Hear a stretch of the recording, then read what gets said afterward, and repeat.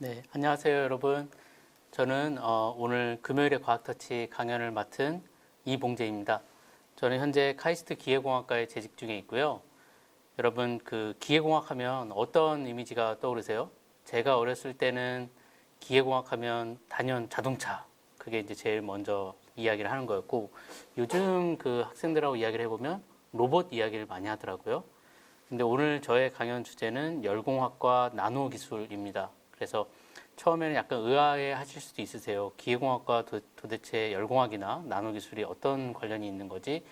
그래서 제가 오늘 간단하게 그 저의 연구 그 주제를 소개해 드리기에 앞서서 그 기계공학은 어떤 것인지, 그리고 기계공학에서 열공학이 무엇인지, 열공학에서는 어떤 연구들이 되고 있는지, 그리고 그 다음에 제가 하고 있는 그 관련한 연구 내용들을 간략하게 소개해 드리는 시간을 갖겠습니다.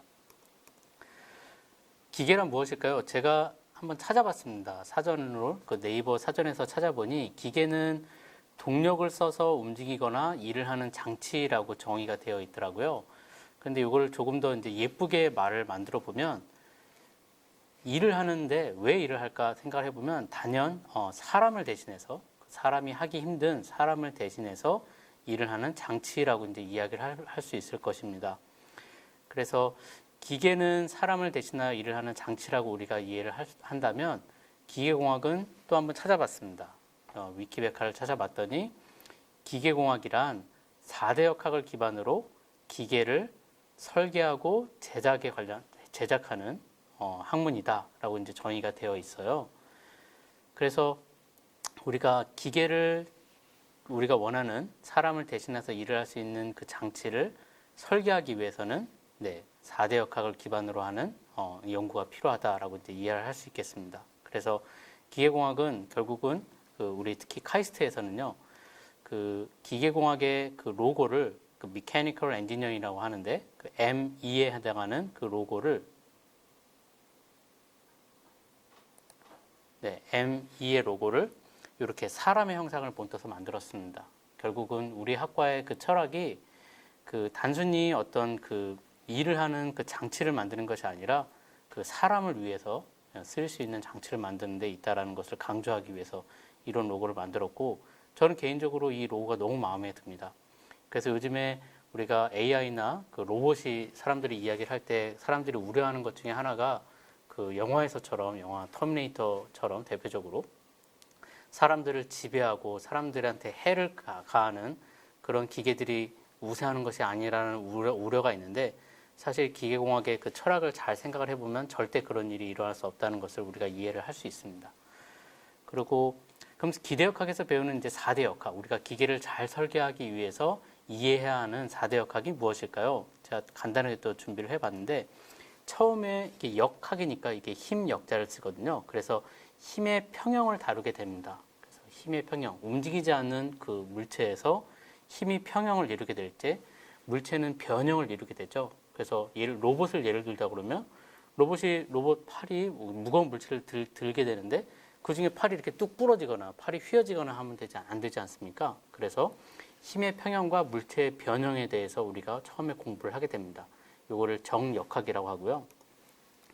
그 다음에는 힘과 운동을 배우게 되는데 여러분들 모두 잘 알고 계실 이 뉴턴의 이법칙입니다. 그래서 힘과 그 다음에 운동. 그래서 이 뉴턴의 이법칙을 우리가 잘 이렇게 이해를 하려다 보면 뭐 쉽게 이렇게 이야기를 할 수도 있을 거예요. 그래서 물체에 작용한 힘은 물체의 질량과 가속도의 곱과 같다라고 이해할 수도 있지만, 우리가 운동이라는 측면에서 이 식을 다시 한번 그 해석을 해서 보면 질량 m인 물체에 힘이 작용을 했을 때 그 물체는 가속도 a라는 것으로 운동을 하게 된다라고 이해를 하는 게 훨씬 더 맞습니다. 그래서 이 가속도란 도대체 무엇이냐?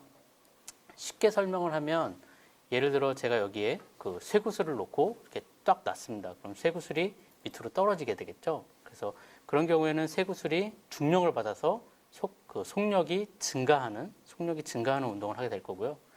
역으로 제가 쇠구슬을 위로 던졌으면 쇠구슬이 위로 올라가다가 멈춰서 다시 떨어지게 됩니다. 그래서 그 운동 방향의 반대 방향으로 중력이 작용하게 되면 속력이 감소해서 멈추게 되겠죠.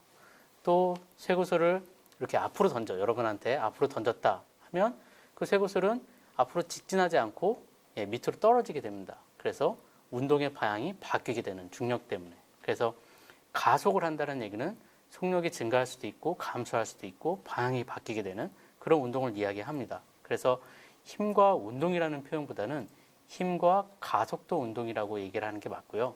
그것을 다루는 그 역학이 동력학이라고 부릅니다.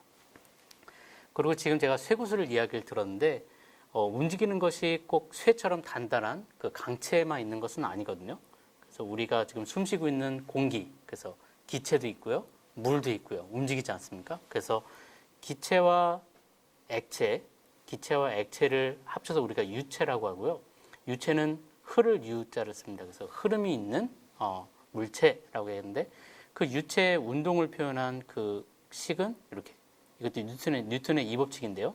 이렇게 표현이 됩니다. 조금 더 복잡하지만, 그래서 왼쪽에 있는 것들은 힘이고요. 유체에 작용하는 여러 가지 힘이고, 그 힘에 의해서 유체가 가속도를 갖는 운동을 하게 되는, 이건 이제 나비어-스톡스 이퀘이션이라고 유체역학에서 배우게 됩니다. 그래서 힘의 평형과 그다음에 힘과 가속도 운동에 대해서 배우고, 그 다음에 일과 에너지에 대해서 이제 배우게 됩니다. 그래서 왜 우리가 운동을 배우느냐? 결국은 기계는 뭔가를 움직여야 되지 않습니까? 그 움직임을 일으키기 위해서 얼마의 힘이 필요한가? 그 다음에 그 움직임을 일으키기 위해서 얼마의 에너지가 필요한가? 그래서 일과 에너지라는 걸 배우게 되고요. 여기에서 확 떨어져 있는 것처럼 보이지만 사실은 이 안에 또 힘이, 역학이, 힘이 매개체로 해서 힘과 일, 그리고 힘과 위치, 운동 에너지에 관련해서 배우게 되고, 이것을 다리로 해서 일과 에너지로 넘어가게 됩니다. 이것이 연력학 1법칙이고요. 연력학 1법칙도 이 식을 잘 살펴보면 이거는 개라고 하는, 우리가 시스템이라고 부르는 개의 에너지의 변화고요. 그래서 그 에너지로 대변되는 개의 연력학적인 상태가 변화하게 되는데, 그 변하게 되는 원인 중에 두 가지 요인이 있는데, 개가 밖에 있는 외부의 그 인바이러먼트, 환경과 그 상호작용을 통해서 에너지가 바뀌게 되는데, 그 상호작용 중에 한 가지는 일이고요. 또 한 가지는 요 델타 Q라고 표현되어 있는 열 전달입니다. 그래서 저의 전공은 기계공학에서 열공학 분야에서도 요 열 전달에 해당하는 게 이제 저의 분야고요. 요 열 전달을 가지고 우리가 그 기계를 움직일 수 있는 동력원에 대한 일을 하기 위해서 에너지의 변화가 필요하니까 그 기계를 움직이기 위한 그 동력원에 대한 학문 분야로서 연력학, 열공학이 되게 중요한 게 됩니다. 그래서 기계공학에서 배우는 4대 역학에 대해서 왜 기계 설계에게 연관이 되는지에 대해서 여러분들이 이제는 좀 감을 잡으셨으면 좋겠습니다. 근데 저의 전공인 일과 에너지, 연력학에 대해서 조금 더 구체적으로 살펴보면, 이 열 전달은 온도 차에 의해서 에너지가 교환되는 겁니다. 서로 다른 두 지점에서 온도 차에 의해서 열 에너지가 상호 이렇게 교환되는, 전달되는 걸 나타내고요.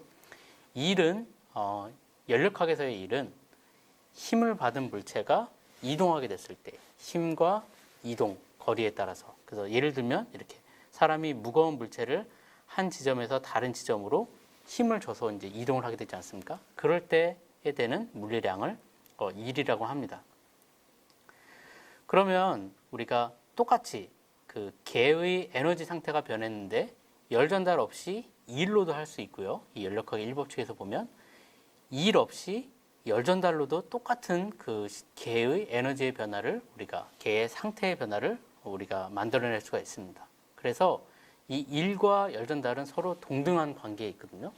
그것을 보여준 가장 중요한 실험이 이제 줄의 실험입니다. 줄이 여기에 작은 이렇게 바람개비 같은 것을 놓고 여기에 추를 달아서 추가 중력에 의해서 내려갈 때 이 안에 있는 그 바람개비가 물 안에서 돌아가게 되고요. 그 일에 의한 효과로 이 수조에 담겨져 있는 이 물의 온도가 올라가는 것을 보였습니다. 그래서 마치 일을 한 것이 마치 이 수조 안에 있는 물에 열을 가해서 온도를 올린 것과 같은 효과를 일으켰거든요. 그래서 이거를 이제 열 전달과 일의 이제 동등성이라고 볼 수 있습니다.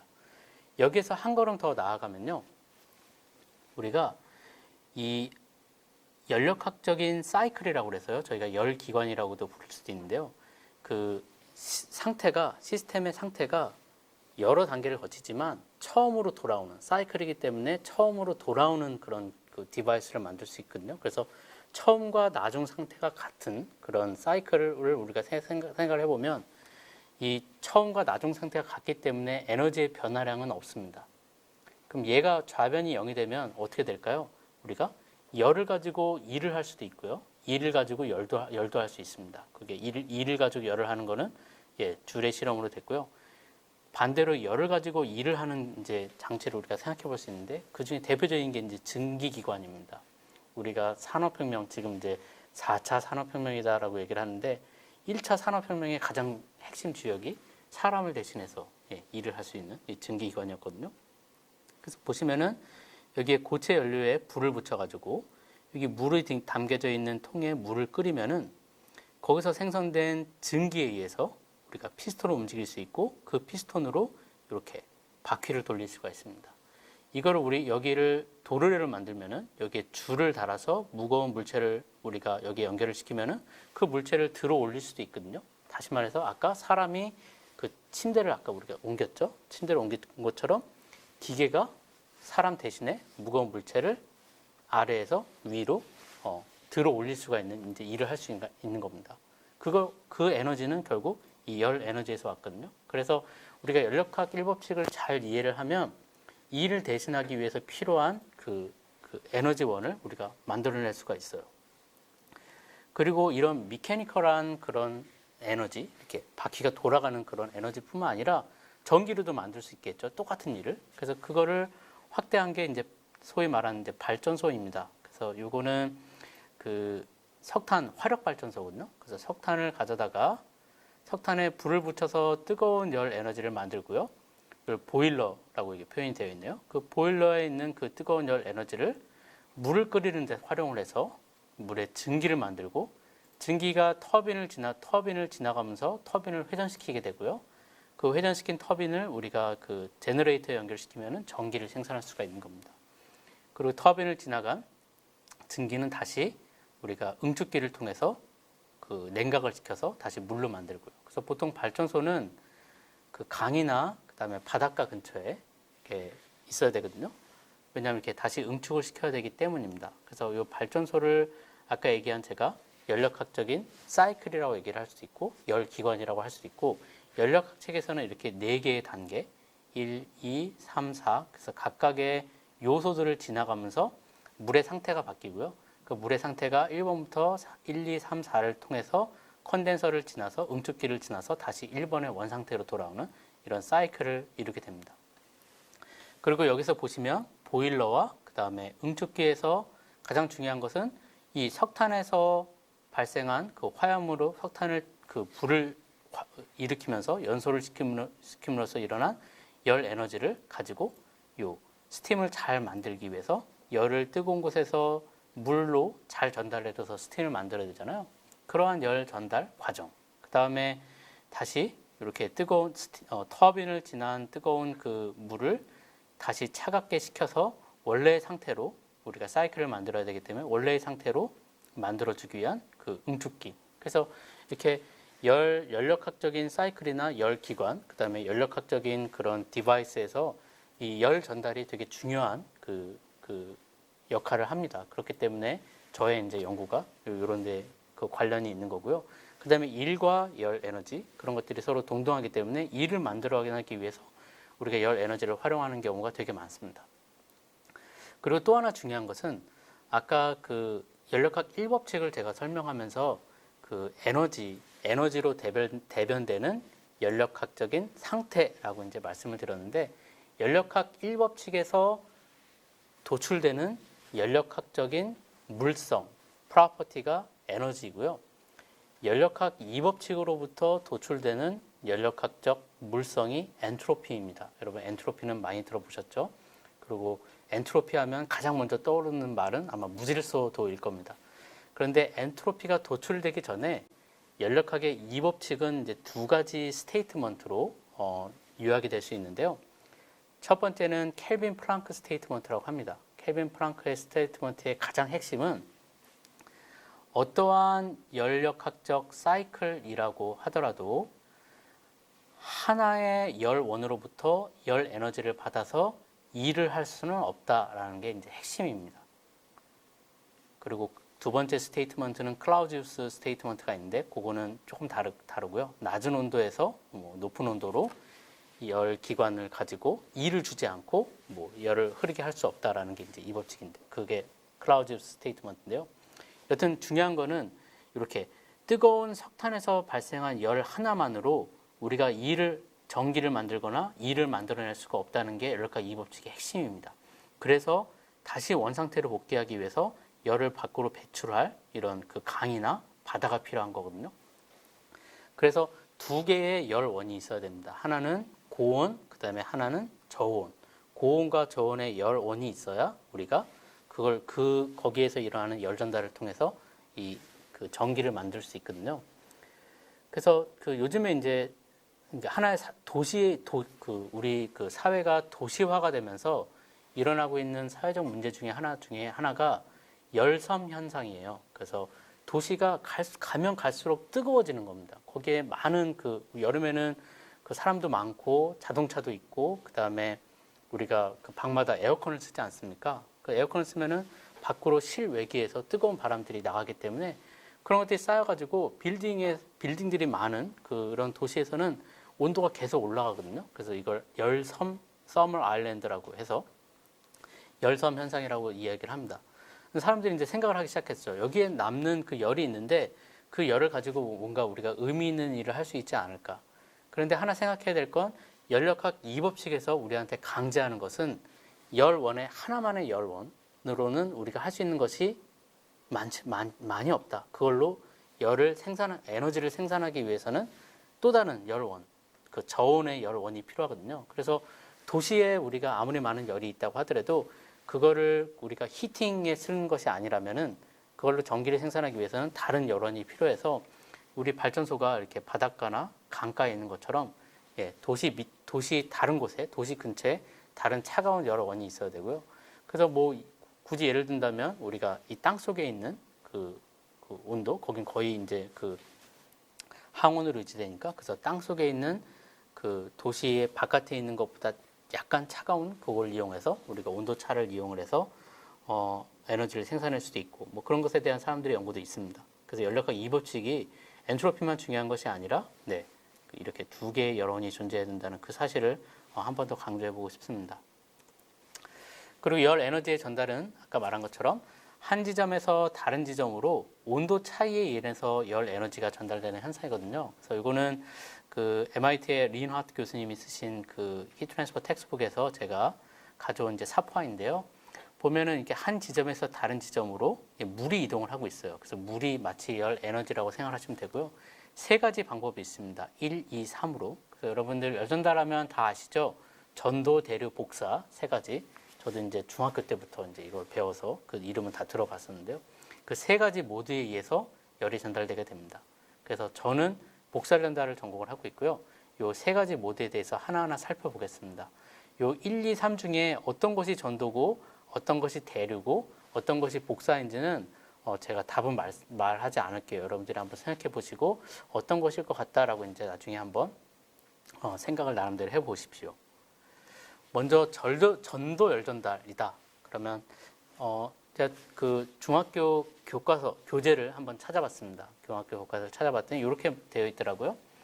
한 물체 내에서 온도차가 있거나 온도가 다른 두 물체가 접촉하고 있을 때 고온의 물체에서 저온의 물체 쪽으로 물질을 통하여 열이 이동하는 현상. 그래서 대부분 전도는 고체 내에서 열이 전달되는 현상이라고 이제 이해를 하는데요.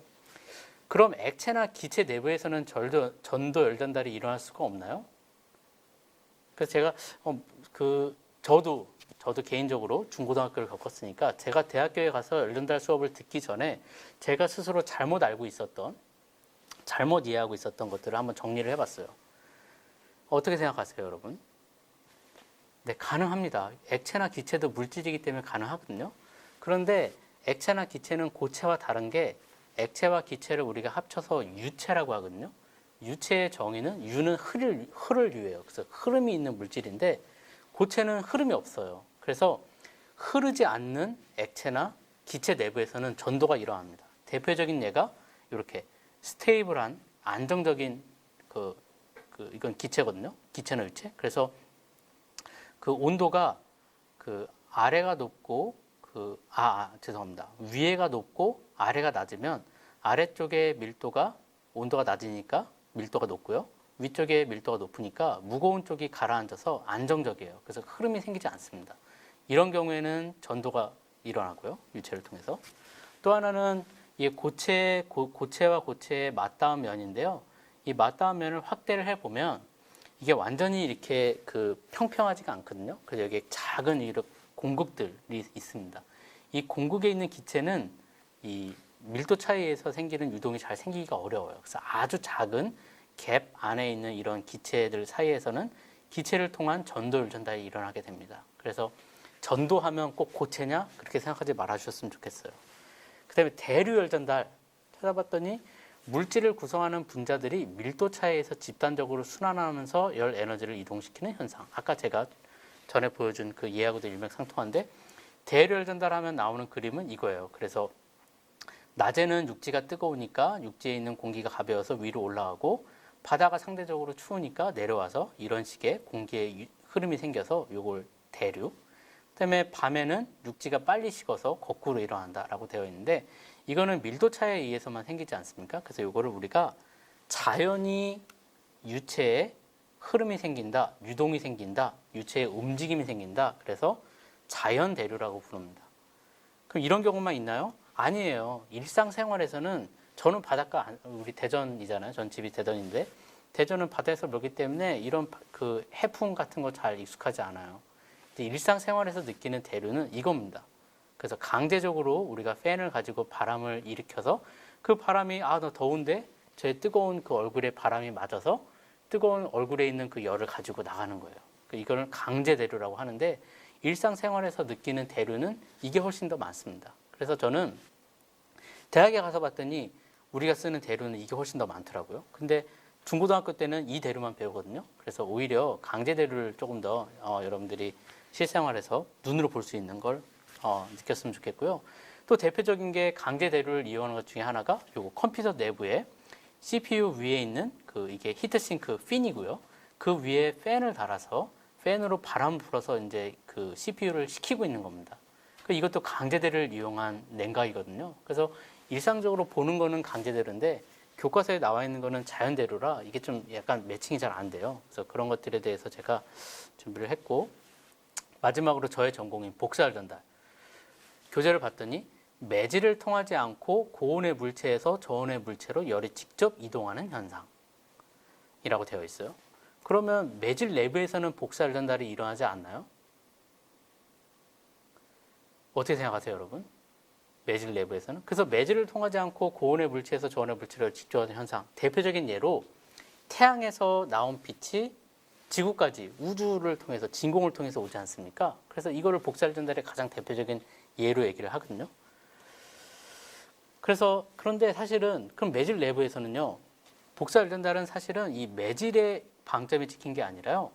이 열 에너지를 전달하는 그 매체가 그 에너지를 전달하는 들고 이동하는 그것이 빛이라는 것이 더 중요합니다. 그래서 빛에 의한 열 에너지 전달 현상을 우리가 복사라고 하고요. 태양빛이 지구까지 오는 건 맞아요. 근데 지구 안에는요. 대기가 있잖아요. 대기는 매질 아닌가요? 맞습니다. 근데 대기를 통해서 저한테까지 오거든요. 지표까지. 그 얘기는 뭐냐면 매질을 통해서도 열 전달이 일어난다는 거예요. 그래서 우리가 저녁 이거 보면은 이게 노을이잖아요. 근데 이 하늘이 파란 이유도 그 다음에 노을빛이 붉은 이유도 사실은 빛과 대기의 상호작용에 의해서 일어나는 거거든요. 그래서 우리는 매일매일 아침 저녁으로 그다음 매일매일 낮밤 그 빛이 대기와 상호작용을 일으키는 것을 보고 있습니다. 그래서 복사열 전달은 매질 내에서도 당연히 일어나요. 그래서 매질을 통하지 않고에 우리가 집중하면 안 됩니다. 그래서 대표적인 것이 요거는 이제 열전달 교재에서 갖고 온 그림인데, 매질하고 어떤 상호작용이 일어나느냐, 여기 보면 이제 여기에 있는 작은 입자들이나 혹은 공기의 분자들에 의해서 빛이 그 산란이 일어나거든요. 그래서 이걸 레일리 스캐터링이라고 하는데, 레일리 스캐터링에서 단파장의 빛이 산란이 돼서 파랗게 보이는 거고요. 그 다음에 우리 이 대기가 빛을 흡수하기도 합니다. 우리 그린하우스 가스라고 그래가지고 온실 가스죠. 그래서 이산화탄소나 혹은 수증기들이 그 빛을 흡수해가지고 지구의 온도가 계속 올라가지 않습니까? 그것도 결국은 그 매질 내에서 일어나는 복사 열전달 현상 때문에 일어나는 거거든요. 그래서 빛의 흡수와 빛의 산란 효과들이 결국 매질 내에서 일어나는 거고, 매질 내에서도 충분히 복사 열전달이 일어나게 됩니다. 그래서 빛을 통해서 열 에너지가 전달된다고요? 이게 정말 맞나요? 네. 이걸 가지고 우리가 뭘 하죠? 이거는 이제 텅스텐 할로겐 램프를 가지고 요리를 하는 그 기구예요. 제가 이제 요 자이글 홈페이지에서 가져온 그림인데, 해동도 할 수 있고, 그 다음에 고기를 구울 수도 있고요. 그 다음에 이렇게 조리를 할 수도 있습니다. 그리고 우리가 일상생활에 쓰는 이렇게 난로죠. 또 복사 열전달을 이용한 난로입니다. 그래서 정말 빛이 열 에너지를 전달을 해서 이런 음식물을 가열을 하거나 혹은 추울 때 우리가 지금 이렇게 뜨거움을 느낄 수 있게 합니다. 그럼 태양빛을 가지고도 당연히 할 수 있겠죠? 뜨겁게. 그래서 대표적인 게, 저는 어렸을 때 이런 장난 많이 했었는데, 태양이 비치는 날에, 맑은 날에 돋보기 들고 신문지에 있는 검정색 글자들을 이렇게 돋보기를 가지고 이렇게 착 이렇게 태워봤습니다. 그래서 이걸 이용을 해서 우리가 지금 현재, 이건 스페인에 있는 PS10 시스템인데요. 솔라 파워 플랜트입니다. 그래서 여기 있는 것들이 거울이에요. 거울을 가지고 태양빛을 한 곳에 모아서요. 마치 돋보기로 태양빛을 한 곳에 모아서 뜨거운 그 열을 만들어내는 것처럼 요 한 지점에 아주 고온의 그 환경을 만들어낼 수 있습니다. 그리고 뜨거운 여기 열이 있기 때문에 아까 우리 석탄 화력발전소처럼 그 보일러, 석탄을 때우지 않고 태양빛을 모아서 물을 증기로 만들 수 있거든요. 증기로 만들어진 물을 다시 우리가 터빈에 돌리고 제너레이터에 연결시키면 전기를 만들 수도 있습니다. 그래서 이거를 태양열 발전 시스템이라고 합니다. 그래서 태양전지랑은 약간 달라요. 태양전지는 태양빛을 흡수해서 직접 전기로 만드는 태양광 발전이고요. 이건 태양열 발전이라고 합니다. 그래서 제가 하고 있는 연구는 여기에 관련이 많습니다. 저는 복사열전달이기 때문에 빛과 관련된 연구를 많이 하고 있고요. 첫 번째로 주목했던 것이 고온 환경 태양열 흡수체. 그래서 여기 빛이 보이는 이 지점에 우리가 어떤 물질을 놔야 잘 태양빛을 흡수를 하고 그 다음에 밖으로 열을 잃어버리지 않을까. 왜냐하면 여기가 뜨겁기 때문에 밖으로 열을 잃어버릴 때도 전도, 대류, 복사 똑같이 잃어버리게 되거든요. 그래서 요거는 이제 스펙트럼인데요. 여기 아래쪽에 있는 게 파장이고요. 이쪽 왼쪽에 있는 Y축이 요거는 태양 스펙트럼입니다. 그래서 지구에 들어오는 그 솔라 에너지고요. 그 다음에 이제 오른쪽 파란 쪽에 보이는 거는 이 흑체 복사량입니다. 그래서 들어오는 태양은 온도가 높으니까 단파장 쪽으로 들어오고요. 만약에 여기 있는 물체가 한 500도씨, 한 800켈빈 정도가 된다라고 하면은 그때 블랙바디 스펙트럼 이렇게 됩니다. 그래서 밖으로 방사하는 에너지는 이 파장 영역이고요. 빛으로 들어오는 이쪽으로 우리가 흡수를 해야 되는 파장은 요 훨씬 더 짧은 파장입니다. 그래서 저는 태양열 흡수체를 만들 때 짧은 태양 스펙트럼의 이 짧은 파장의 빛은 잘 흡수를 하고 이쪽 내가 온도가 높아서 외부로 빛으로 에너지를 버리는 이 적외선으로 에너지를 버리는 이 파장대는 많이 보내지 않는, 많이 열 에너지를 높이지 않는 그런 이제 구조를 만들고 싶었어요. 그래서 저는 격자 구조 기반 흡수체라는 것을 연구를 했습니다. 그래서 2차원 격자 구조는 이렇게 X 방향과 Y 방향으로 주기를 띤 구조고요. 그 격자 구조의 여기 하나의 주기를 보면 이렇게 생겨 있습니다. 그래서 여기에 이렇게 이렇게 파여 있죠. 그래서 이걸 이제 요거는 니켈이고요. 니켈을 이렇게 작은 부분을 파서 이렇게 격자를 만들었고, 그 니켈을 그 플랫한 서피스를 쓰는 게 아니라 여기에 작은 그 SiO2 그 유리 그 레이어와 그다음에 그 위에 얇은 그 니켈 그 그레이팅 격자 구조를 우리가 증착을 해서 이런 구조를 만들고, 여기에 나와 있는 지오메트리컬한 그 파라미터들을 우리가 잘 설계를 하면은 이런 구조가 없는 경우에 비해서, 이게 이제 흡수율인데요. 흡수율이 파장에 따라서 이 평평한 니켈 표면은 이런 흡수율을 갖는데요. 보통 보면은 한 35% 정도가 됩니다. 평균적으로. 그런데 우리가 잘 설계를 해서 놓은 격자 구조는 이게 이만큼 올라가는 거예요. 근데 이 격자 구조의 이 두께들이 아주 작은 나노미터 수준이기 되기 때문에 우리가 나노 구조를 이용을 하는 겁니다. 그래서 나노 기술이 여기에 이제 들어와 있는 겁니다. 보통 우리가 기술이라고 하면 내가 원하는 대로 쓸 수 있는 것이 기술이거든요.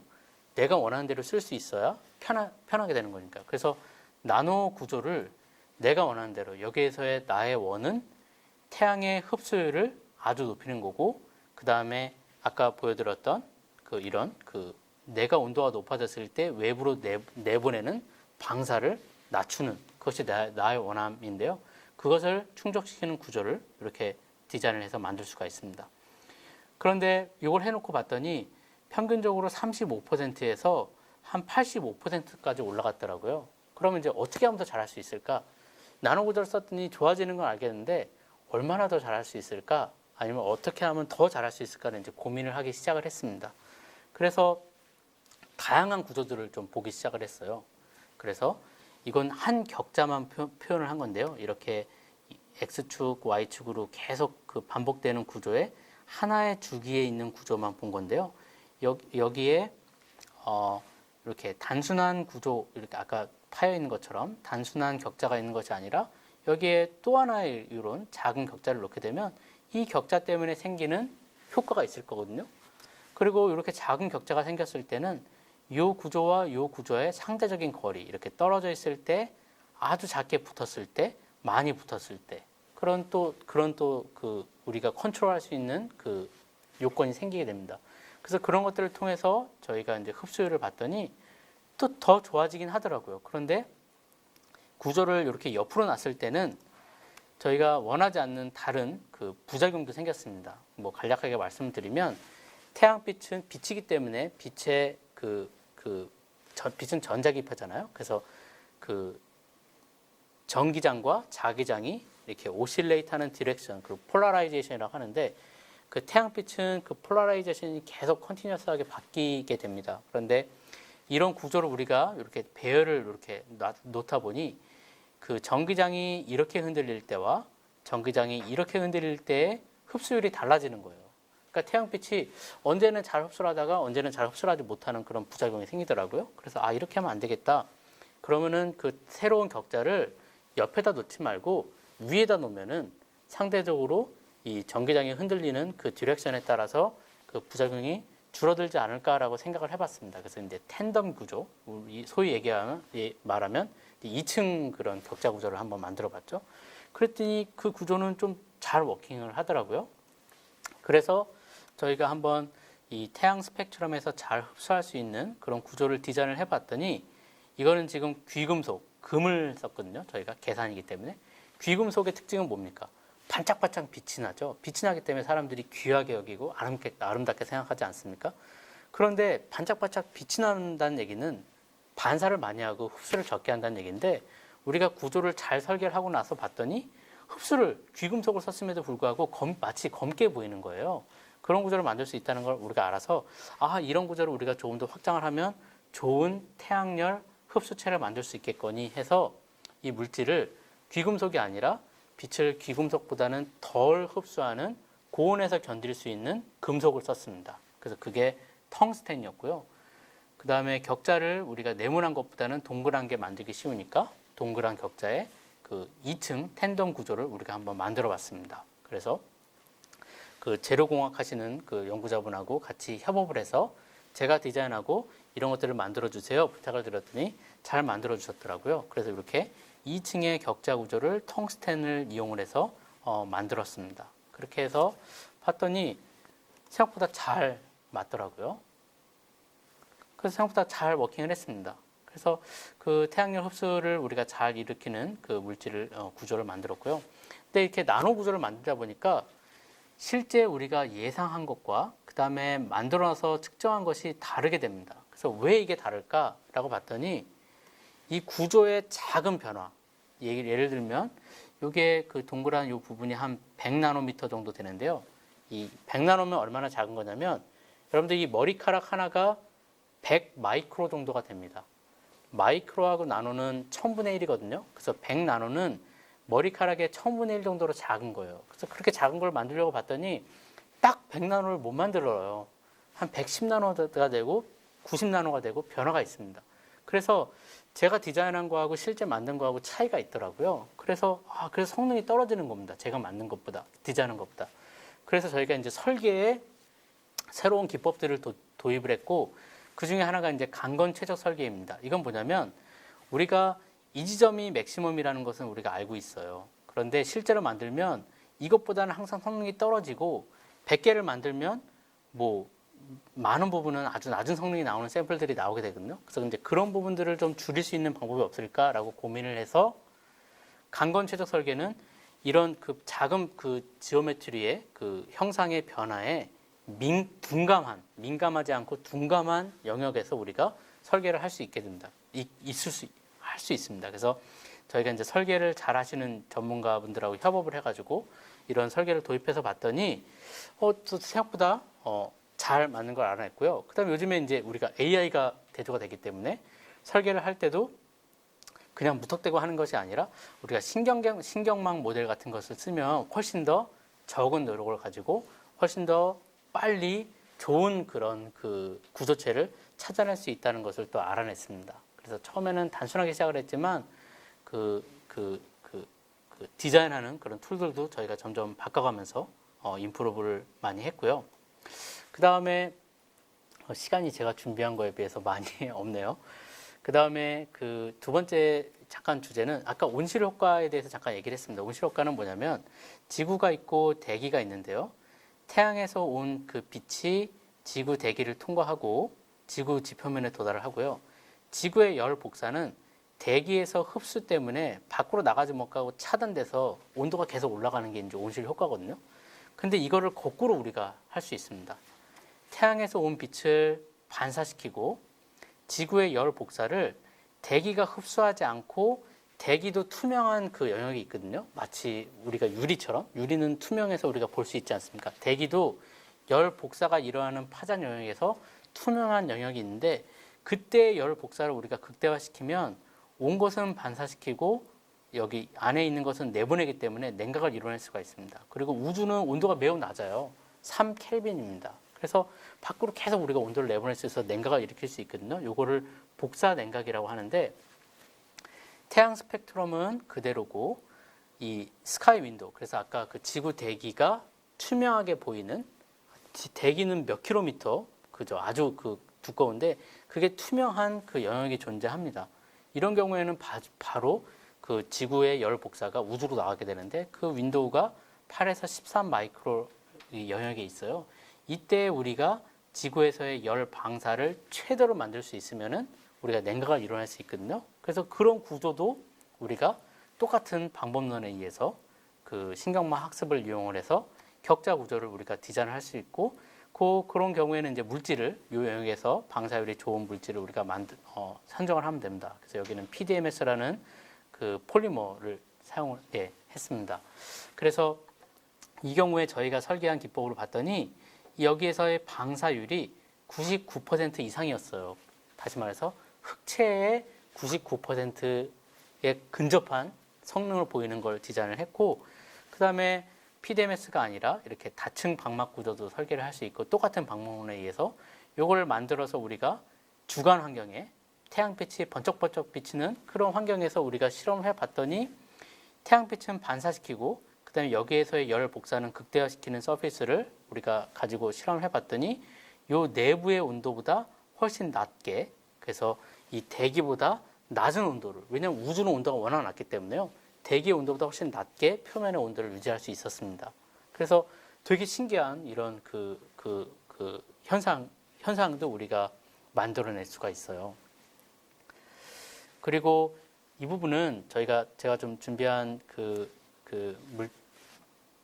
내용이 좀 많아서요. 이 부분은 제가 그냥 생략을 하고 넘어가도록 하겠습니다. 그래서 요거는 뭐 그냥 간단하게 말씀을 드리면은 복사열 전달하면 여러분들이 가장 먼저 떠오르는 거는 흑체 복사거든요. 흑체 복사가 제일 커라고 생각을 합니다. 그래서 요 두 평면 사이에 일어나는 복사열 전달은 이렇게 두 개의 온도의 4승의 차이와 그다음에 안에는 표면의 방사율로 주어지는 성분이 들어가고요.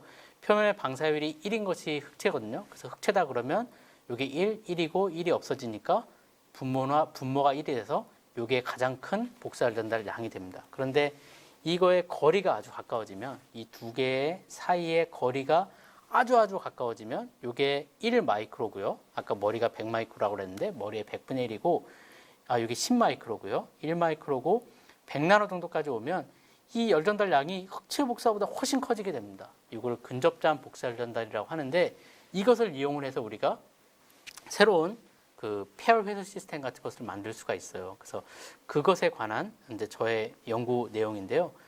실험적으로 정말 이렇게 우리가 잘 열전달 디바이스를 설계를 해서 실험을 해보면 정말 복사열 전달 양이 한 400나노미터 정도의 거리에서 이 흑체 복사의 한계보다 훨씬 더 커지는 것을 우리가 실험적으로도 볼 수 있고 이것을 어떻게 하면 더 잘할 수 있을까?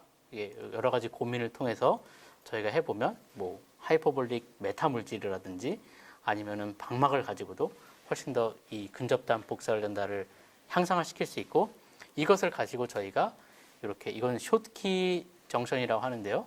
금속과 반도체의 계면에서 일어나는 다이오드 효과를 거꾸로 이용을 해서 마치 태양 전지가 빛을 흡수해서 전기를 생산하는 것처럼 적외선을 흡수해서 전기를 생산하는 근접장 열광전 변환 시스템을 우리가 만들 수가 있습니다. 그래서 이거는 저희가 이론적으로 계산한 내용이고요.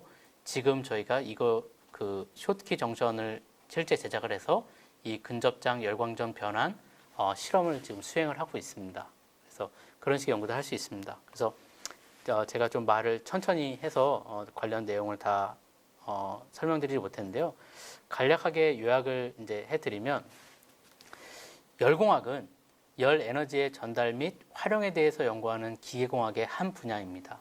그리고 열공학적 지식은 기계를 구동하는 동력원뿐만 아니라 일상생활 속의 건물, 전기자동차, 전자제품 그리고 데이터 센터의 열 관리에 응용될 수 있습니다. 아까 냉각에 응용되는 걸 제가 한번 보여드렸죠. 그리고 나노 기술은 열 에너지의 전달 현상을 제어할 수 있고 그 제어하는 부분에 대한 설명이 아까 흡수를 극대화시키는 표면이라든지 복사 냉각을 일으키는 표면이라든지 그 다음에 근접장 복사열 전달을 일으키는 그런 시스템들 그런 현상을 제어할 수 있고요.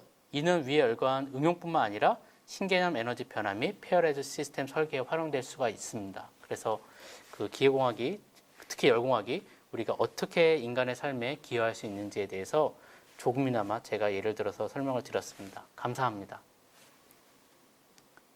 이제 그럼 질문으로 넘어가겠습니다. 그래서 발표 자료를 중지를 하고요. 질문을 채팅을 열어서 보겠습니다.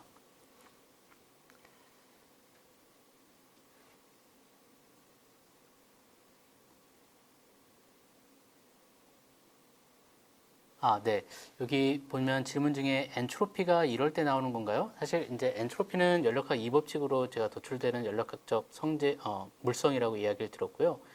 연력학 2법칙에서 엔트로피와 관련된 것은 연력학적인 그런 프로세스가 항상 엔트로피가 증가하는 방향으로 일어날 수밖에 없거든요. 그래서 엔트로피가 증가하는 방향으로 일어나게 돼서 우리가 예를 들면 뜨거운 커피를 제가 여기다 딱 놓고 오랫동안 있으면은 그 커피는 식어서 결국 이 방의 온도랑 같게 되잖아요.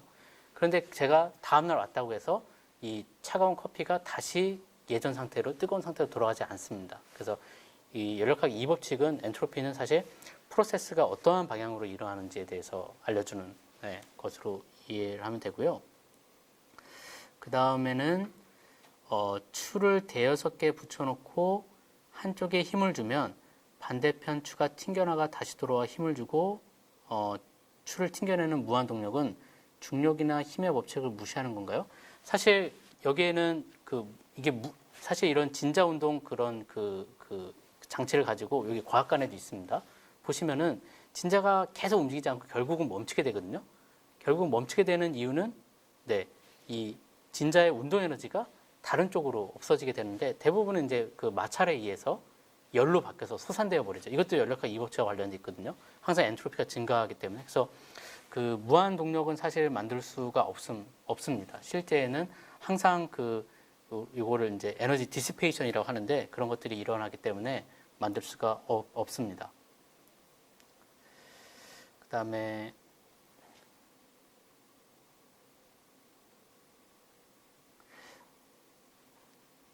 지금 설명하는 게 연력학 1법칙이라고 하면 몇 가지가 더 있는 건가요? 연력학은 0법칙, 1법칙, 2법칙, 3법칙까지 있습니다. 그리고 왜 0법칙이냐? 그거는 1법칙이 먼저 만들어지고 나중에 이제 알게 됐는데 훨씬 더 중요한 법칙이거든요. 연력학 0법칙은 온도계의 원리라고 생각하시면 돼요. 그래서 나중에 여러분들 이제 대학에 와서 특히 이제 기계공학에 오셔서 연력학을 수업을 듣게 되시면 0, 1, 2, 3법칙까지 다 배우시게 됩니다. 중고등학교 때 배우는 것은 1법칙과 2법칙에서의 엔트로피 잠깐 정도 배우는 것으로 아시면 되겠습니다. 나노 기술을 이용하면 물이 없는 곳에서도 열 에너지를 만들어서 전기 에너지로 바꿀 수 있나요? 아까 말씀드렸지만 연력학 2법칙을 저희가 거스를 수는 없고요. 연력학 2법칙에서는 두 개의 열원이 있어야 우리가 열 기관을 통해서 일을 생산할 수가 있습니다. 그래서 그것을 거스를 수는 없습니다. 하지만 그 열 기관이 아니라 다른 방법으로 에너지를 생산해내는 방법이 있거든요. 그게 대표적인 게 아까 예를 들었던 태양 전지입니다. 태양 전지는 태양 빛을 받아서 그 열 기관이 아닙니다. 그거는 이제 그 반도체의 그 PN 정션에서 일어나는 그 흡수한 그 광자를 빛을 흡수해서 PN 정션에서 생성된 일렉트론 홀 페어를 가지고 그걸 가지고 이제 우리가 전기를 생산하는 거거든요. 그래서 연력학적인 사이클을 우리가 이용하지 않고 에너지를 만들면은 가능합니다. 또 하나는 마찰, 이거는 피에조 일렉트릭 디바이스라고 하는데 마찰을 이용을 해서도 우리가 전기를 생산을 해낼 수도 있고요. 그래서 열 기관을 이용하지 않으면 연력학 2법칙하고는 상관없기 때문에 가능합니다. 그 다음에 다음 분께서는 온도의 변화만으로 에너지가 생성이 안 된다는 건가요? 이건 어떤 의미로 하신 질문인지 제가 잘 이해가 안 되는데요. 그래서 온도의 변화가 중요한 것이 아니라요. 열 에너지를 받고 그 다음에 열 기관에서는 열 에너지를 받고 남은 열 에너지를 보내고 그 나머지를 가지고 이제 일을 하는 거고요. 이 열 기관을 거꾸로 돌리는 장치가 있습니다. 그거는 차가운 데서 열을 뽑아서 일을 받아서 외부로부터 일을 받아서 차가운 데서 열을 뽑아서 뜨거운 쪽으로 보내는 장치도 있거든요. 그것도 우리 일상생활에서 매일 보고 있어요. 냉장고입니다. 그 다음에 에어컨이기도 하고요. 그래서 차가운 방 안에 열을 뽑아서 그 열을 밖으로 보내는 거고요. 그러기 위해서는 우리가 일을 해줘야 됩니다. 그래서 열기관을 거꾸로 구동시키면 되는 거거든요. 그래서 온도의 변화가 중요한 게 아니라 열 에너지를 받는 그것이 더 중요합니다. 수력발전소에서 열 에너지를 전기로 쓰면 열기로 인해서 물가에 있는 물고기는 생태계 영향이 사실은 그렇기 때문에 우리가 발전소를 여러 개를 지을 수가 없고요. 발전소에는 사실은 용량이라는 게 있습니다. 그래서 발전소에서 생산하는 용량, 전기로 따지면 보통 우리가 발전소 한 기당 기가와트라고 얘기를 하거든요. 그래서 기가와트의 에너지를 생산하기 위해서 발전소의 효율이 예를 들면 화력발전소 같은 경우는 40% 정도 된다. 예를 들면 그러면은 전체 받은 열 중에 40%는 열로 우리가 전기로 쓰고 나머지 60%는 다 밑으로 버리는 거거든요. 그러니까 기가와트를 생산하면은 그거의 40대 60이니까 1.5 정도 되네요. 1.5. 그래서 1.5기가와트는 버려지는 거거든요. 그래서 그것 때문에 강의 수온이 올라가면 거기에 사는 물고기의 생태계가 바뀌는 겁니다. 그리고 우리가 지구 온난화를 얘기할 때 지구 대기의 평균 온도가 1도가 올라가면 뭐 바다 생물이 뭐 얼마나 죽고 뭐 그런 것들을 얘기하지 않습니까? 그래서 그 강의 그 물의 양과 그다음에 발전소의 용량과 그런 것들을 다 고려해서 지어야 하기 때문에 강이 있다고 해서 아무데나 지을 수 있는 건 아닙니다. 되게 중요한 문제이에요. 원자력처럼 양성자끼리 충돌시켰을 때 생긴 열에는 전기 에너지를 바꾸는 것처럼 다른 물질도 나노 기술을 이용하여 열 에너지를 뽑아낼 수가 있나요? 사실 이것도 질문을 제가 정확하게 좀 이해하기는 못했는데요. 뭐 조금 더 일반적으로 얘기를 하면 그 열 에너지는 사실 가장 많이 생겨요. 왜냐하면 연력학 2법칙에 의해서 엔트로피가 생성될 때 우리가 히트 디시페이션이라고 하는데, 그래서 예를 들면 이렇게 문지르기만 해도 뜨거워지지 않습니까? 그 다음에 자동차가 뭐 모터가 돌아간다고 해도 열이 생기고, 그래서 전기 에너지를 100%로 우리가 운동으로 바꾸지 못하지 않습니까? 그 다음에 컴퓨터 같은 경우에도 우리가 컴퓨터 CPU를 쿨링하는 이유가 거기서 많은 연산을 하기 위해서 트랜지스터가 온앤오프가 되고 있는데 거기에서 100%로 그 구동을 하지 못하고 나머지는 다 열로 바뀌기 때문이거든요. 그래서 열 에너지는 사실 아주 쉽게 이렇게 자연적으로 항상 만들어지게 되어 있습니다. 근데 중요한 건 열 에너지에도 그 질이 있거든요.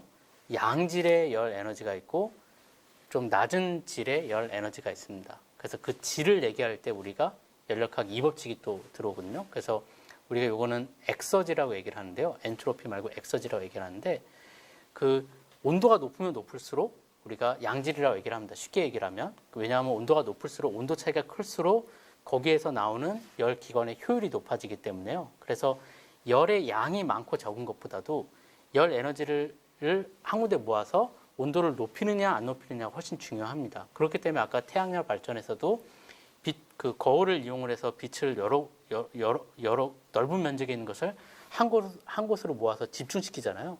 그래서 거울 하나로는 온도를 많이 높일 수 없지만 거울 수백 개를 가지고, 아까 그 PS10 시스템 같은 경우에는 스페인에 있는 거는 한 600여 개의 그 거울, 힐리오스테이시라고 불리우는 그 거울들이 있거든요. 그걸로 해서 아주 높은 온도를 만들어서 우리가 그걸 가지고 그 스팀 터빈을 돌릴 수가 있는 겁니다. 그래서 그 열 에너지의 질이 되게 중요하다. 예, 그래서 열 에너지 양보다는 질이 훨씬 중요하다라고 말씀을 드릴 수 있고, 거기에는 이제 연력학 2법칙이 역시 등장을 하게 됩니다. 네, 여기 다음 질문은 에너지 전환 과정에서 화력 전기, 수력 전기, 풍력 전기 등등 어떤 것이 열 손실이 가장 많은가요? 사실은 이제 각각의 그 발전하는 방법에 따라서요, 효율이 달라지게 되거든요. 그래서 아까 제가 수력하고 풍력에서의 그 효율이 어느 정도 되는지는 모르겠지만, 뭐 굳이 예를 들자면 아까 화력 발전 같은 경우에 한 40% 정도 된다라고 하면, 그 태양광 발전 같은 경우, 이거 완전히 다른 시스템이죠. 태양광 전지 같은 경우에 효율이 뭐 아주 높은 것은 한 25% 정도 되는데요. 일반적으로 쓰이는 게 한 20% 정도 됩니다. 네, 그 다음에 열전 발전이라는 게 있죠. 서머 일렉트릭 하는 열전 발전이 있는데, 열전 발전은 뭐 온도가 낮은 경우에는 훨씬 더 떨어집니다. 한 3% 정도 되거든요. 그래서 어떤 그 메커니즘을 가지고 우리가 에너지를 그 변환시키느냐에 따라서 그 발전 그 효율이 달라집니다.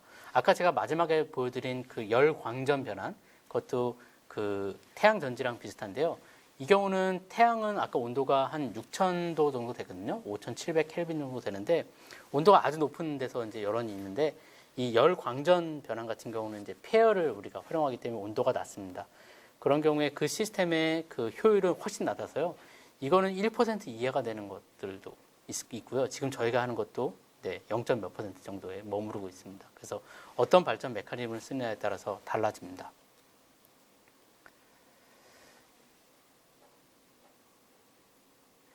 극지방에, 네, 맞습니다. 극지방 같은 경우는 우리 이쪽 그 응축기 쪽에 그 온도가 훨씬 매우 낮기 때문에요. 이 뜨거운 곳과 차가운 곳의 온도 차이가 커져서 네, 거기에서의 그 구동되는 그 발전, 열 기관이죠. 열 기관의 효율이 높아지게 됩니다.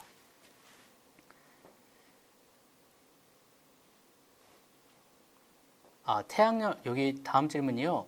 그 스페인 솔라 파워 플래닛과 같은 태양열 발전 시스템은 우리나라에서 현실적으로 불가능한가요? 네, 좋은 질문입니다. 그 우리나라에서 지금 그 여기 대전에 바로 옆에 있는 에너지기술연구원에서 요 작은 실증 단지가 대구에 있는 걸로 알고 있거든요. 이 그 태양열 발전하는 것들이. 근데 우리나라는 태양열 발전하기가 좋은 환경이 아니에요. 그 가장 대표적인 이유가 우리가 거울로 빛을 한 곳으로 모아야 되지 않습니까? 그래서 빛이 퍼지지 않고 빛이 직진해서 가야 되거든요. 한 곳으로 모으려면. 빛이 퍼지지 않고 직진하기 위해서는 여기에 구름이 있으면 안 되고요. 구름이 있으면 구름 때문에 빛이 이렇게 산란돼서 퍼지고요. 그다음에 먼지들도 많으면 안 됩니다. 근데 우리는 미세먼지 때문에 우리 고생 많이 하고 있고, 그다음에 구름도 많이, 이게 바다가 있어가지고 이제 구름도 많이 있는 환경이거든요. 대신 태양광 발전은 많아요. 지금 많이 하고 있는데 태양광 발전은 이렇게 직광, 이렇게 직진으로 오는 빛뿐만 아니라 이 산란돼서 오는 빛들도 다 받아서 발전을 할 수가 있습니다. 그래서 태양열 발전은 이 대기가 깨끗하고 그 다음에 구름이 많이 끼지 않고 그 다음에 빛의 직진성이 좋은 그런 그 지역에서 많이 활용이 됩니다. 그래서 세계적으로는 독일이 유명하고요. 그 다음에 스페인도 있고 미국도 이 네바다 그 사막 지역에서 태양열 발전을 하고 있는 걸로 알고 있습니다. 그 다음 질문이 태양열이랑 태양광이랑 어느 쪽이 에너지를 생성하는 게 효과적인가요? 그 태양열은요, 아까 말씀드린 것처럼 이제 태양열은 직진성이 있어야 되기 때문에 우리가 아무 데나 할 수 없다는 이런 단점이 있고, 태양광은 어느 곳에서나 간편하게 할 수 있고요. 태양열은 여러 개의 그 넓은 면적을 차지하고 그 거울을 가지고 한 곳으로 모아서 고온의 스팀 터빈을 우리가 돌릴 수가 있기 때문에 거기서 나오는 그 생성되는 에너지의 양이 큽니다. 태양광은 작은 패널에서 그다음에 패널들을 아주 크게 한다고 해서 나오는 에너지의 양이 좀 작거든요. 그래서 태양광과 태양열은 그러니까 서로 이렇게 대립하는 것보다는 그 태양열을 쓸 수 없는 곳에서는 태양광을 쓰는 게 맞고요. 그다음에 또 대규모의 에너지가 필요한 곳은 태양열을 쓰는 게 저는 맞다라고 생각을 합니다. 그다음에 다음 질문이 보일러를 켰을 때 방이 따뜻해지는 건 열 복사인가요? 열 전도인가요? 우리나라 같은 경우에는 이제 난방을 할 때 온도를 쓰지 않습니까? 그래서 보일러에서 물을 덮이고 그 더워진 물이 이 바닥면을 우리가 뜨겁게 하게 되죠. 그럼 바닥면이 뜨겁기 때문에 바닥에 가까운 공기는 가볍기 때문에 대류도 일어나게 되고요. 그 다음에 사람이 이제 바닥에서 생활을 하다 보면 바닥하고 접촉이 되니까 전도도 일어나게 되고, 그 다음에 바닥면이 뜨겁기 때문에요. 바닥면에서 면과 사람의 피부와 직접적으로 면과 면이 직접 열전달도 일어나게 됩니다. 그래서 복사 열전달도 일어납니다. 그래서 일상생활에서는요, 전도 대류 복사가 따로 일어나는 게 아니라 항상 같이 일어나게 되고요. 같이 일어나지만 그 중에서 가장 큰 열전달 모드가 있는 것도 있고요. 네. 하지만 이제 저는 이 방의 난방은 그 세 개가 다 동시에 일어나는 거라고 말씀을 드리겠습니다. 그리고 겨울철에 지금 이제 제가 여기 그 사람이 많이 없는 이제 교실에 들어와 있게 되는데, 교실에 들어와 있으면 추위를 좀 많이 느껴요. 으스르스르해지고 이 동굴 같은 데 들어가도 약간 으스르스르한 느낌이 들지 않습니까? 그것도 이제 복사 알전달 때문에 그런 거거든요. 이 벽면은 온도가 낮고 사람의 피부는 온도가 높기 때문에 바람이 불지 않아도 여기에 가구가 많이 없고 저와 벽을 가리는 그런 물체가 많이 없으면 직접 열교환 때문에 복사로 열을 잃어버리는 부분이 여기 대류로, 바람이 불지 않는 자연 대류로 열을 잃어버리는 것에 한 60% 정도 됩니다. 복사도. 그래서 그 겨울철에 비어있는 방에 쓱 들어가면은 추워요. 그것도 복사 때문에도 그렇습니다.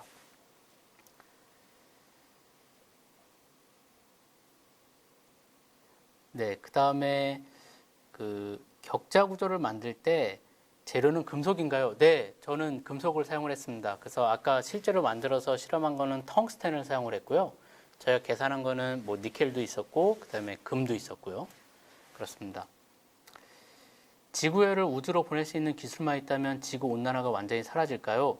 지구 온난화가 사실은 역으로 그 지구열을 우주로 방출하는 것을 막고 있습니다. 그래서 사람들이 그 아까 말씀드린 그 대기의 투과 그 영역이 점점 네, 좁아지고 그다음에 거기에 대기 그 투과 영역뿐만 아니라 나머지 부분도 빛이 조금 나가긴 하거든요.